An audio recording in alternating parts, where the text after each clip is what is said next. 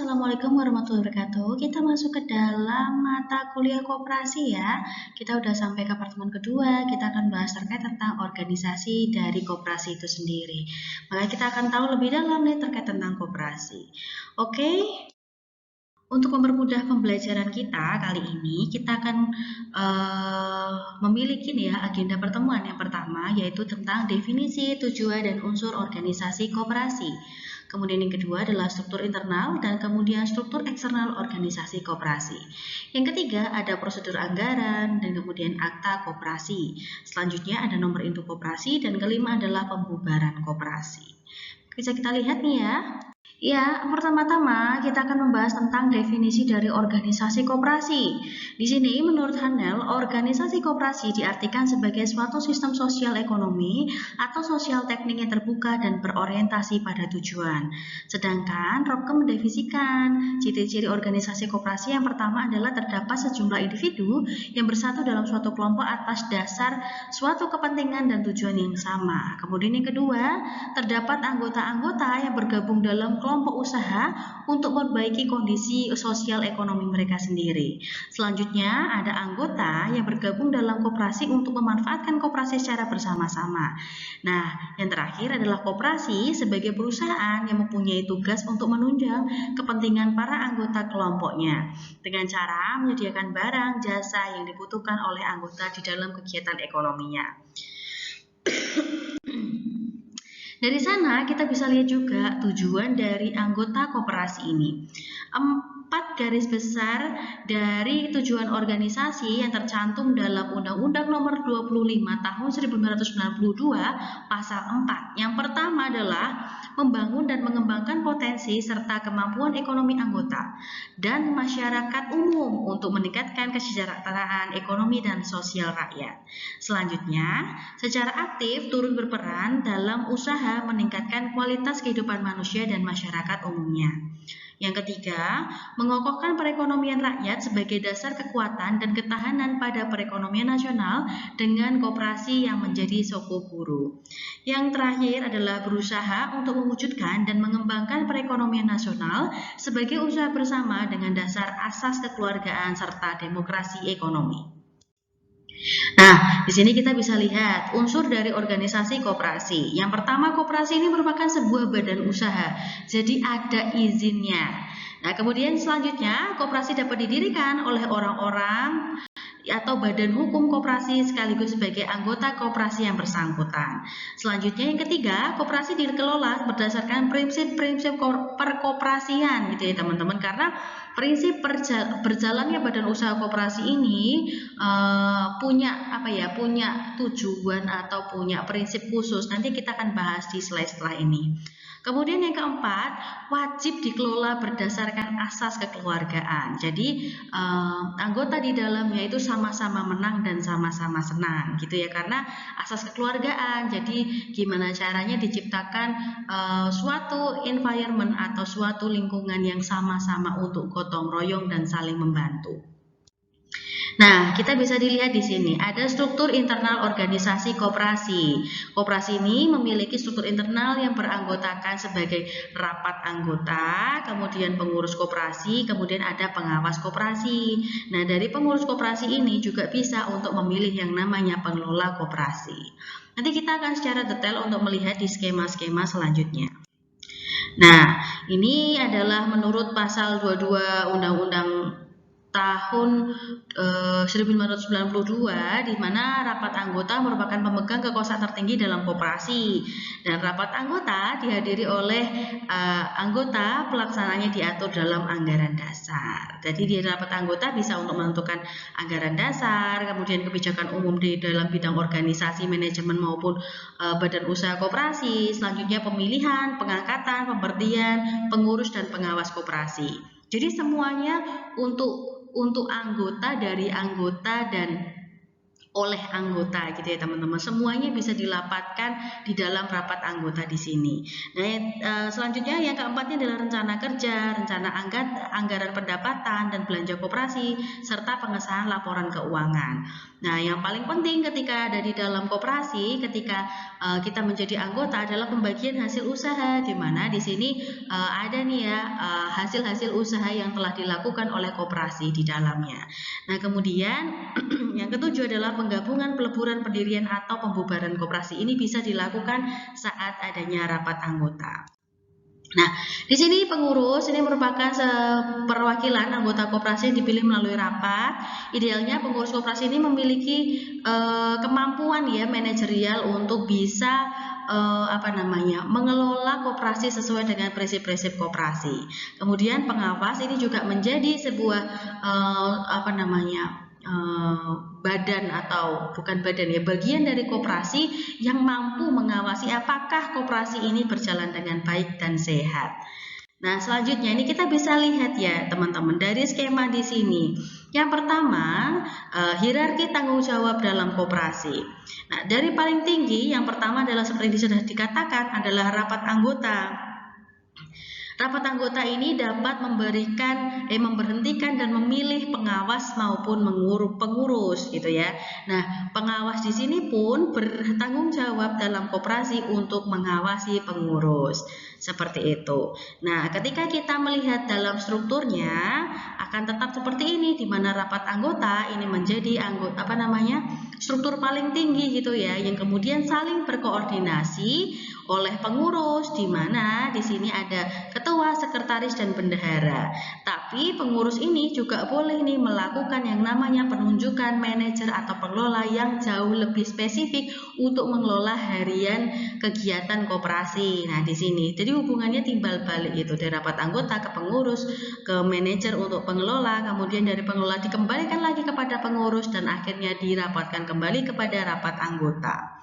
Nah, selanjutnya kita masuk nih tetap saja seperti ini. Tanggung jawab organisasi pengawas terhadap anggota, di mana rapat anggota ini selalu menjadi lebih tinggi gitu ya teman-teman. Di mana di sini terdapat pengawasan yang isinya adalah ketua dan sekretaris.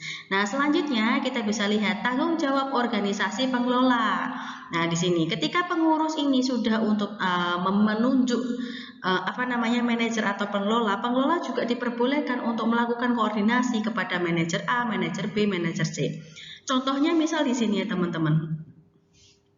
Ada sebuah koperasi simpan pinjam gitu ya, koperasi simpan pinjam di mana dia memiliki pengurus, tapi dia harus memutarkan keuangannya untuk berada di dalam agar usaha dari kegiatan ini kan selalu berjalan gitu ya. Simpan pinjam ini, maka ditunjuklah manajer A, B, dan C. Manajer A di sini adalah manajer operasional, di mana manajer operasional ini bertanggung jawab atas bagaimana caranya kegiatan simpan pinjam ini berjalan dengan baik. Kemudian untuk manajer B adalah manajer keuangan, di mana dia akan memperhatikan cash flow-nya seperti apa, apakah bisa untuk melaksanakan kegiatan simpan pinjam dan segala macamnya. Nah, nanti kita akan masuk lebih dalam gitu ya di koperasi simpan pinjam nanti ketika nanti ada di perkuliahan Pak Faisal. Begitu ya kira-kira teman-teman. Kemudian ini adalah salah satu contoh struktur organisasi dari koperasi ya teman-teman, di mana tetap nih bagaimanapun keadaannya, bagaimanapun strukturnya, maka tetap rapat anggota ini menjadi ujung tombak dari semuanya gitu ya, di mana rapat anggota dapat memilih pengurus dan pengawas, kemudian pengawas mengawasi pengurus yang sedang berjalan koperasi, dan pengurus koperasi ini pun juga diperbolehkan untuk memilih pengelola, di mana pengelola ini bisa menjalankan beberapa unit usaha yang dilakukan, yang kemudian semuanya dikembalikan kepada anggota. Begitu terus selama kegiatan koperasi ini terus berjalan. Nah, ketika tadi ada struktur internal, ketika kita membahas organisasi secara internal, ternyata koperasi ini juga punya struktur eksternal, di mana struktur eksternal ini berdasarkan jenjang koperasi itu sendiri. Ada koperasi induk, koperasi gabungan, koperasi pusat, koperasi primer, dan koperasi segala macamnya gitu ya teman-teman. Yang ini bisa dibaca sendiri nih secara definisi oleh teman-teman. Nah, untuk mempersingkat penjelasan, teman-teman sudah tadi baca terkait tentang definisinya. Nah, teman-teman bisa lihat di sini. Ada namanya di atas ini adalah koperasi induk, kemudian turun menjadi beberapa koperasi induk. Di dalam setiap koperasi induk ini nanti terdiri dari koperasi primer dan segala macamnya, di mana di sini terdapat anggota koperasi primer. Ini adalah hierarki dari struktur eksternal sebuah koperasi. Nah, selanjutnya kita secara singkat akan masuk pada prosedur pendirian organisasi. Bisa dilihat dari skemanya adalah penyuluhan tentang perkoperasian. Kemudian ketika sudah banyak orang yang sadar, maka akan masuk pada rapat pembentukan koperasi. Nah, setelah adanya rapat pembentukan koperasi, berarti sudah terpilih ini ya orang-orangnya siapa saja yang mau ada di dalam badan usaha koperasi itu, maka dibuatlah akta oleh notaris gitu. Nah, kemudian bisa mengajukan permohonan pengesahan secara tertulis kepada pejabat berwenang. Nah, di sini pejabat berwenang itu yang dimaksud adalah dinas koperasi ya teman-teman. Nah, selanjutnya pejabat berwenang wajib melakukan penelitian terhadap materi anggaran dasar yang diajukan dan syarat administrasi lainnya. Jadi memang pendirian koperasi ini cukup ketat karena memang diawasi secara langsung oleh dinas koperasi gitu ya teman-teman. Nah, di sini juga pejabat yang berwenang melakukan pengecekan terhadap keberadaan koperasi tersebut. Jadi kenapa kok koperasi ini diawasi secara ketat oleh dinas koperasi? Karena banyak banget nih ya contoh-contoh penipuan yang mengatasnamakan koperasi. Padahal belum tentu koperasi ini punya akta pendirian seperti notariat, kemudian ada beberapa sertifikat-sertifikat yang dikeluarkan oleh dinas koperasi yang kemudian ini dijaminkan ketika terjadinya pembubaran dan segala macamnya itu ada cara-caranya tersendiri. Seperti itu nanti kita bisa bahas juga nih ya terkait tentang kayak gimana sih bentuknya anggaran dasar, kemudian akta notaris, kemudian ada sertifikat keabsahan atau keaslian dari koperasi itu sendiri. Nah, ini kita bisa lihat nih pengesahan selambat-lambatnya 3 bulan sejak berkas diterima. Jadi ternyata ada standarnya setelah ada pengecekan dan ada berkas itu diterima dengan lengkap, maka 3 bulan setelahnya akan muncul yang namanya sertifikat terkait tentang koperasi. Kemudian ini ada penerbitan SK. Nah, ini bisa dibaca juga proses pengesahan badan hukum koperasi. Ini secara lebih lengkapnya ya teman-teman, di mana sesuai dengan UU 25 tahun 92, kemudian diturunkan di PP 4 tahun 1944, kemudian ada peraturan menteri ini peraturan menteri nomor 1 tahun 2006, di mana adanya sekelompok orang yang memiliki kegiatan dan kepentingan ekonomi yang sama. Ini jadi masih pra-koperasi. Jadi kayak orang ngumpul-ngumpul bareng-bareng bikin organisasi. Nah, kemudian ternyata inginlah ini dibuat menjadi koperasi, di mana badan hukumnya itu jauh lebih valid gitu ya teman-teman. Nah, diadakanlah nih yang namanya rapat persiapan, rapat pembentukan, di mana yang dibahas adalah anggaran dasar. Anggaran dasar ini memuat nama, tempat kedudukan, maksud dan tujuan, bidang usaha, keanggotaan, rapat anggota, pengurus, pengawas, sisa hasil usaha, bagaimana caranya untuk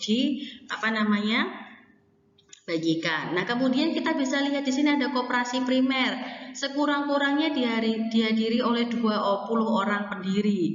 Kalau misalnya koperasi sekunder dihadiri sekurang-kurangnya 3 koperasi primer melalui wakil-wakilnya.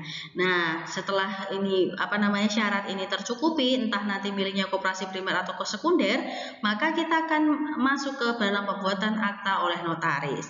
Setelah akta oleh notaris ini bisa dilakukan, maka mengajukan permohonan pengesahan secara tertulis kepada pejabat berwenang. Seperti yang sama tadi telah dilakukan, pejabat ini memiliki kewajiban untuk mengecek, kemudian meneliti terhadap anggaran dasar yang telah diajukan, maka ada keputusan diterima atau ditolak. Nah, ketika diterima ini, maka pengesahan terlambat-lambatnya 3 bulan sejak berkas itu lengkap ya. Kemudian juga bisa ditolak ketika terjadi, keputusan penolakan dan alasannya disampaikan kembali kepada kuasanya pendiri paling lama 3 bulan. Jadi setelah 3 bulan tidak ada balasan dari si pendiri ini ya. Kemudian yang selanjutnya, terhadap penolakan para pendiri dapat mengajukan permintaan ulang pengesahan akta pendirian koperasi dalam jangka waktu paling lama 1 bulan. Nah selanjutnya, keputusan terhadap permintaan ulang tersebut diberikan paling lambat 1 bulan. Nah ini akan menjadi keputusan akhir ataukah disetujui atau ditolak gitu ya teman-teman. Nah selanjutnya, di sini teman-teman bisa lihat sendiri ya, anggaran itu bentuknya seperti ini. Kalau misalnya teman-teman ini sudah pada pernah ikut rapat-rapat organisasi, pasti pernah membahas tentang ADART. Nanti di sini ada tempat dan kedudukan, ada anggota, ada landasan yang digunakan, kemudian ada sanksi dan penutup dan segala macam hal seperti itu. Nah, yang dibahas di dalam anggaran dasar organisasi koperasi juga seperti ini, gitu ya. Jadi itu adalah sebuah peraturan yang menjelaskan terkait tentang kedudukan koperasi di dalam masyarakat maupun di dalam keanggotaan itu sendiri. Nah, kita masuk, ini salah satu contoh dari Kabupaten Kapuas Hulu, di mana dia menjelaskan bahwa terdapat pengesahan perubahan anggaran dasar koperasi. Nah, ini bisa dilihat ada dasar hukumnya, ada persyaratannya gitu ya ternyata, dan kemudian ada prosedur yang harus dilalui sehingga akta perubahan ini dapat disesuaikan atau disetujui gitu ya. Dan di sini sudah dijelaskan layanan ini tidak dikenakan biaya atau gratis. Nah, selanjutnya ini adalah akta koperasi yang tadi sudah disahkan oleh notaris gitu ya teman-teman, di mana yang mengeluarkan, kemudian ada tanda tangannya gitu. Nah, ini tanda tangannya disahkan oleh siapa? Oleh pejabat yang berwenang. Selanjutnya muncul juga nih yang namanya sertifikat atau nomor induk koperasi, di mana setelah munculnya SK tadi atau penetapan akta gitu ya, maka muncul yang namanya nomor induk koperasi. Kenapa sih harus punya nih setiap koperasi ini nomor induk koperasi? Karena apa? Karena memberikan kepastian eksistensi koperasi secara sah sebagai badan hukum, jadi bukan yang abal-abal gitu ya. Kemudian memastikan koperasi masih aktif secara lembaga maupun usaha. Kemudian juga ini menjadi dasar untuk meningkatkan kepercayaan masyarakat ketika mereka mau bermitra dengan sebuah koperasi. Seperti itu. Selanjutnya, ketika sudah ada pendirian, maka juga ada kemungkinan untuk pembubaran. Maka di sini kita bisa rujuk dari Undang-Undang Nomor 25 Tahun 1992, di mana terdapat keputusan anggota rapat. Ini bisa dilakukan ya pembubaran koperasi ini melalui keputusan anggota rapat. Jadi harus ada semua kreditor, kemudian ada surat tertulis juga kuasa rapat oleh pemerintah. Nah, maka dari sini terdapat permasalahan yang harus diajukan atau ketentuan bahwa kreditor dapat mengajukan tagihannya dalam waktu 3 bulan sesudah tanggal diterimanya surat pemberitahuan pembubaran. Nah, di sini ada proses-proses pembubarannya ya teman-teman, ini bisa dibaca sendiri kegiatannya ya, karena akan lebih singkat nih kita bisa bahas di slide selanjutnya. Ini ketika pembubaran koperasi ini menjadi keputusan pemerintah gitu ya, bukan karena koperasi secara internal memutuskan bahwa mereka harus bubar. Ini bisa koperasi juga bisa dibubarkan oleh pemerintah karena secara langsung gitu ya bertanggung jawabnya itu sama pemerintah gitu ya teman-teman. Nah, ini prosedurnya. Kemudian nih kita bisa lihat dasar hukum yang digunakan ini sama nih ya dari Kapuas Hulu, di mana pelayanan pembubaran koperasi ini juga diterima ya, dan layanan ini tidak dikenakan biaya atau gratis. Nah di sini dasar hukumnya yang digunakan sama, yaitu Undang-Undang Nomor 25 Tahun 1992 tentang perkoperasian. Kemudian yang kedua adalah Peraturan Pemerintah Nomor 17 Tahun 1994 tentang pembubaran koperasi oleh pemerintah. Nah, maka pertama ada persyaratannya, surat pengajuan permohonan pembubaran koperasi secara tertulis kepada Kepala Dinas Koperasi Usaha Kecil Menengah dan Perdagangan. Nah, kemudian kedua, keputusan rapat anggota pembubaran koperasi. Ketiga, daftar hadir rapat anggota pembubaran yang telah diteliti kebenarannya berdasarkan buku daftar anggota. Selanjutnya yang keempat, berita acara penyelesaian pembubaran koperasi. Yang kelima, adanya anggaran dasar asli atau anggaran rumah tangga koperasi yang bersangkutan. Nah, setelah persyaratan yang 5 ini terselesaikan atau tercukupi gitu ya, maka masuk ke prosedurnya. Yang pertama adalah penyampaian surat ini kepada Kepala Dinas Koperasi sesuai dengan lampirannya, dilengkapi lampiran persyaratan tadi. Kemudian Dinas Koperasi ini juga menerbitkan surat keputusan pembubaran koperasi, kemudian mengirimkan surat keputusan pembubaran koperasi pada Menteri Negara Koperasi dan UMKM RI. Jadi semuanya itu terintegrasi gitu ya teman-teman. Nah, di sini produk pelayanannya adalah surat keputusan pembubaran koperasi. Seperti itu. Nah, ini ada waktu pelayanan yang dijanjikan oleh Pak Kabupaten Kapuas Hulu. Ini bagus sekali nih ya, secara prosedurnya jelas gitu. Oke, kira-kira seperti itu. Ketika ini adalah pembubaran secara pribadi gitu ya, ketika anggota ini memutuskan bahwa koperasi ini sudah tidak bisa berjalan lagi, maka dibutuhkan persyaratan-persyaratan seperti berikut. Nah, ketika misal teman-teman apakah koperasi ini kalau misalnya kita merasa baik-baik saja tapi kok dibubarkan pemerintah itu bisa atau enggak? Ya sangat bisa gitu. Ketika nanti di salah satu materinya di dalam perkuliahan ini adalah tentang kesehatan koperasi, itu teman-teman juga bisa menerka gitu lah, kenapa sih kok koperasi ini bisa dibubarkan oleh pemerintah gitu ya, dengan prosedur-prosedur yang tadi sudah disebutkan di slide sebelumnya, teman-teman bisa baca sendiri ya. Dan itu mungkin nanti akan jadi kuis kita ya teman-teman, karena kita melakukan pembelajaran ini secara online. Oke, next. Nah, silakan ya teman-teman masuk pada lembar kuis, silakan akses Kalsa Anda. Di sana tinggal diklik aja bagian kuis dan jawab pertanyaan berikut ini. Nah, pertanyaan saya mau ajukan adalah bagaimana prosedur yang dilakukan pemerintah untuk membubarkan sebuah koperasi?